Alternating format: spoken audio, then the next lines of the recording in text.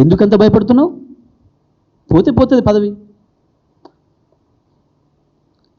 Jail పోతున్న భయం ఉందా? దేని కొరకు భయపడుతున్నావు? నీ ఒక్కడి కొరకు, నీ కుటుంబం కొరకు కోట్లాది మంది ప్రజల్ని బలిపెడతావా?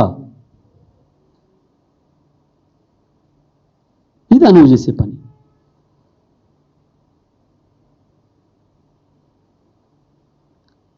కాళేశ్వరం మీద అబద్ధాలు మాట్లాడి కాళేశ్వరాన్ని ప్రారంభించకుండా చంద్రబాబు చెప్పిన డైరెక్షన్లో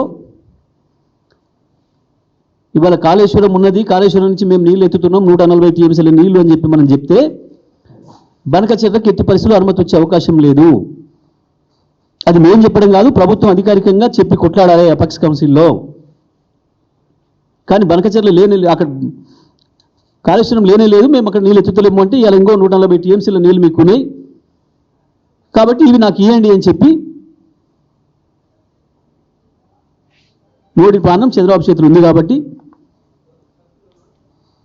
ఒప్పించి తీసుకుపోయే కుట్ర